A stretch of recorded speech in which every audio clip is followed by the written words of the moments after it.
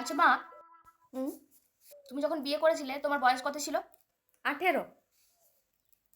ও, আর বাবার বয়স কত ছিল যখন বাবা বিয়ে করেছিল? 22। ও, না এমনি হিসাব করছি, মানে আমি হিসাব করছি, আমি বিয়ে করার জন্য বলছি না আর কি। এমনি হিসাব করছি যে আমার বয়স 23 হয়ে গেল। কি বলছিস রে? শেফালি পালিয়েছে? 17 বছর বয়সে পালালো মেয়েটা, দেখ। এগুলো জানিস তো সব মা বাবার দোষ।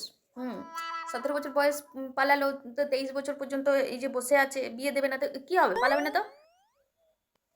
আমার একটা বান্ধবী আছে জানিস তো, 23 বছর বয়স হয়ে গেলো, এখনো বিয়ের নাম করেনি। বাবা মনে করে এখনো 12-13 বছর বয়স আছে। তা পালাবে না তো কি করবে বল? মা জানো তো, হুম আমার কাছে যে টিউশনি পড়তো তার বিয়ে ঠিক হয়ে গেছে।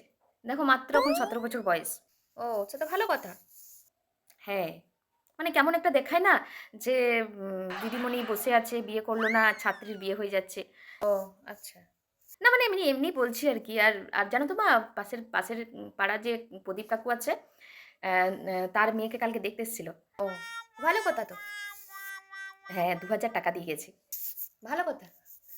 দেখো, ওর বাড়ি থেকে কিন্তু 15 বছর বয়স থেকে ছেলে দেখছে, আর 19 বছর বয়সে বিয়ে করে নিচ্ছে। কত ভালো বলো, তাই না মা?